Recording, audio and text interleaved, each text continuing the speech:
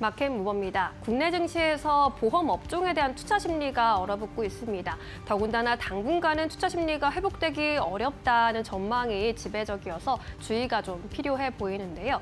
일단 지수 상황 좀 보자면 KLX 지수의 연초 이후 수익률을 좀 살펴봤을 때 대표적인 10개 보험 업종 종목으로 구성되어 있는 KLX 보험 지수가 5%대 약세를 보였습니다.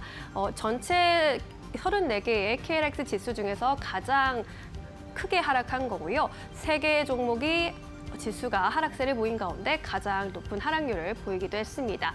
보험사의 실적 훼손 요인이 좀 두드러졌기 때문인데요.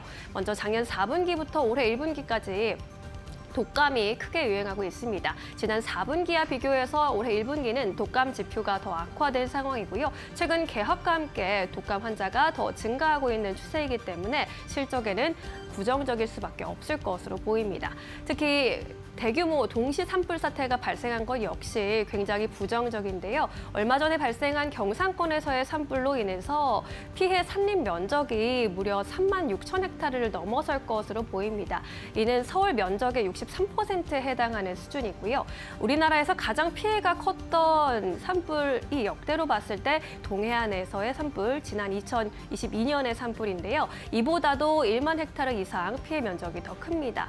그리고 또 지난 연초에 있었던 미국 LA 산불의 경우에도 1만 헥타르 수준이었다는 점에서 피해 규모가 상당하고요. 또 인명 피해도 크게 발생하고 있어서 손해율 상승이 예상되고 있습니다.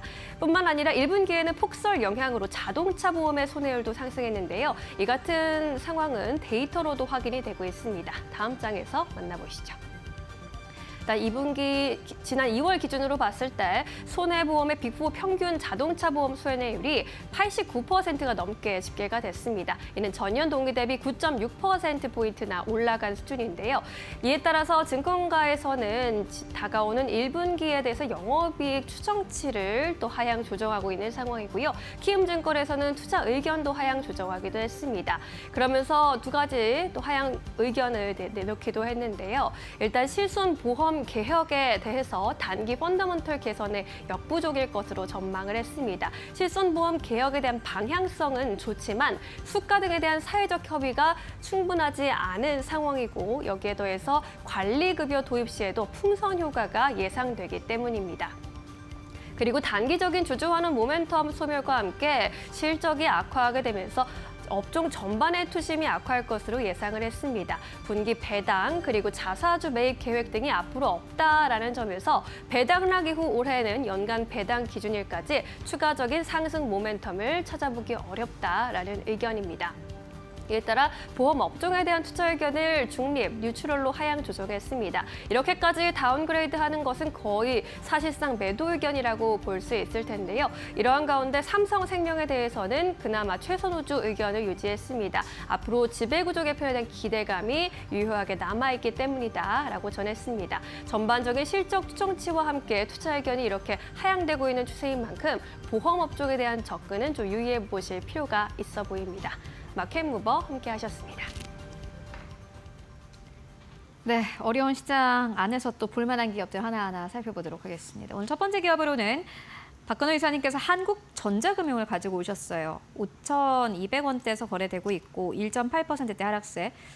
갑자기 왜 이 기업을 보실까 하는 생각이 듭니다. 네, 일단 최근 시장 대비해서 굉장히 견조한 느낌도 있고 실질적으로 한국전자금융이 무엇 때문에 올라갈 것이다라고 하는 특별한 포인트는 없는 상황인데요. 오히려 시장에서 좀 이해가 안 가는 부분이 있는데 오히려 주가는 굉장히 좀 견조한 흐름을 보여주고 있는데 최근에 이제 한국전자금융과 관련된 이제 기사를 보면 이제 실질적인 코리아 세븐 이제 롯데죠. 실질적으로는 이제 코리아 세븐이 롯데 거니까 코리아 세븐이 이제 그 세븐일레븐 편의점을 운영을 하고 있는데 거기에 있는 ATM기를 일단은 한국전자금융이 인수를 하겠다라고 이제 발표를 했는데 롯데 입장에서는 600억 원 정도에 팔았다고 하니까 한국전자금융도 600억 원에 샀겠죠.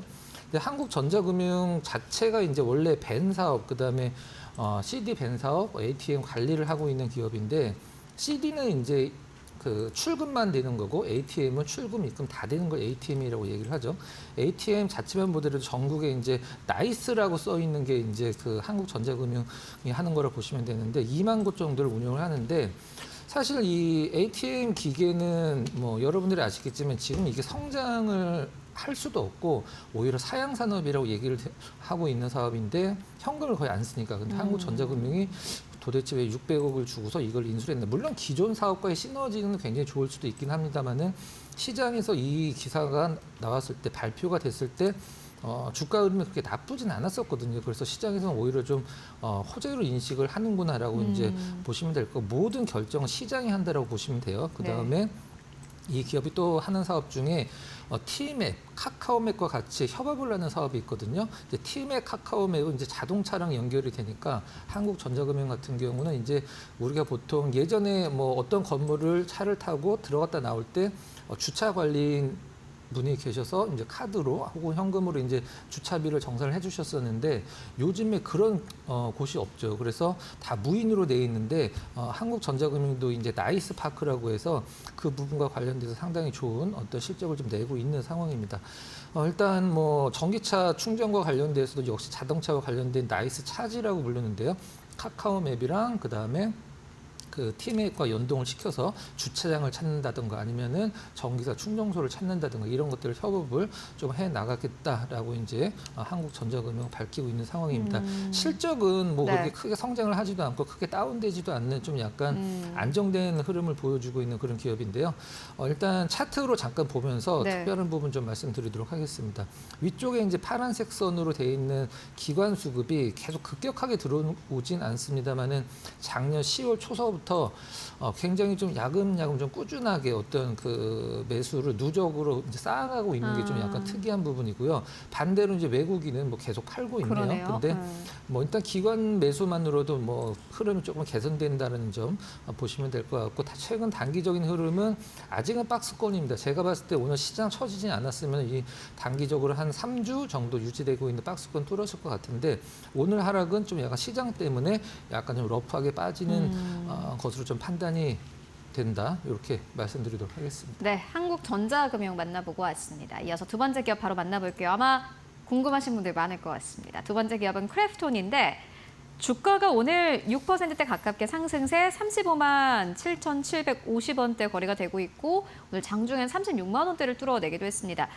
이 기업은 주가가 많이 오르긴 했는데 또 오를 만한 이유도 있었고요. 네, 그렇죠. 이 기업을 늘 소개할 때마다 수급이 좋네요라고 늘 멘트를 했던 것 같은데 맞습니다. 보니까 수급이 그냥 몇 년 동안 좋았어요. 계속 사는 기업이기도 하고 이런 거 봤을 때는 앞으로도 뭐 실적도 좋으니까 앞으로 기대를 해볼 수 있겠다라는 생각도 드는데 한 가지 좀 걸리는 게 이제 공매도 재개 앞두고 있지 않습니까? 맞습니다. 그것도 한번 연결해서 멘트 들어보고 가도록 하겠습니다. 크래프톤이 사실 바닥은 그 23년도 말에 잡았는데 한 1년 반 동안 계속 올라왔어요. 근데 주가가 이거밖에 안 올라왔나라고 생각할 수도 있는데 굉장히 힘들게 올려놓으면 하루 이틀 만에 그걸 다 빼버리고 다시 열심히 올려놓고 약간 그런 느낌을 주고 있는 상황인데 크래프톤 사실 뭐 굉장히 많이 올라왔습니다. 실질적으로는 작년 23년도 말섭 10월달 바닥 잡고 올라왔는데 길게 보면 크래프톤이 공모가가 49만 8천 원이거든요. 근데 지금 35만 9천 원 내외니까 사실 공모가까지 가려고 그러면은 아직도 굉장히 많이 올라야 됩니다. 그러니까 이걸 쉽게 얘기를 하면은 공모 때 IPO 때 공모를 받으신 분들은 공모주를 받으신 분들은 아직도 엄청나게 손실 구간이라는 거죠. 일단 신작 인조이라는 게 지금 뭐 뉴스에서 많이 나오고 있고 말씀 안 드릴 수가 있는데 제가 이 인조이 관련돼서 영상도 많이 봤고 해외 유저들이 인조이를 어떻게 평가를 하나 아무래도 이제 스팀에서 지금 1위를 기록을 하고 있다. 얼리 억세스지만 얼리 억세스는 이제 좀 약간 미리 보기 같은 그런 느낌이죠.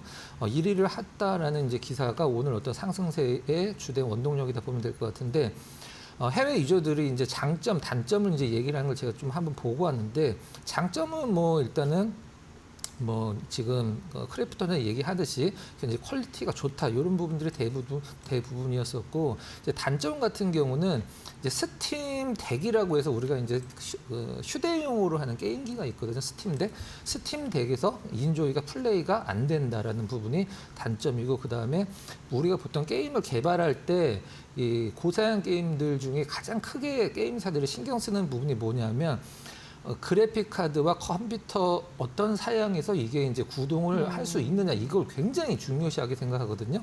근데 뭐 스팀에서 되긴 합니다만 PC에서 인조이를 돌렸을 때 굉장한 고사양이 필요하다. 이런 부분들도 단점을 좀 꼽고 있더라고요. 근데 장점은 크래프톤 입장에서 최대 장점은 과거에 이제 그 펍지라고 얘기하는 배그의 원 IP 기업에서 인조이가 좀 어느 정도 자리를 잡으면 일단은 원 IP의 어떤 그 리스크는 좀 덜고 간다. 이렇게 근데 사실 보시면- 원 IP 때문에 뜬 기업 아닙니까? 네, 그렇죠, 어. 맞죠. 그게 이제 최대 장점이자 최대 단점의 부분이었죠. 최근에 이제 2월 중순서부터 기관들의 뭐 나름대로 퍼포먼스 있는 매수도 뭐 한몫하고 있다. 이렇게 보시면 될 것 같습니다. 앞으로 상승 여력이 있다고 보십니까? 일단은 이제 과거에 실적 나왔을 때 급락했을 때 저는 굉장히 좀 어이가 없다라고 생각을 했었었는데 크래프톤 입장에서 마찬가지였을 것 같아요. 이제 대표가 뭐 7조 원의 매출을 목표로 한다라고 하고 있는데 그건 이제 목표고 근데 지금 아까도 말씀드렸다시피 이제 캐시카우를 깔고 이제 신작들로 어떤 퍼포먼스를 이끌어 나간다라고 하면 충분히 일단 밑단을 열어놓을 필요성이 있다 이렇게 보고 있습니다. 알겠습니다. 크래프톤까지 만나보고 왔습니다. 지금까지 박근호 이사와 함께 이야기 나눠봤습니다. 말씀 고맙습니다.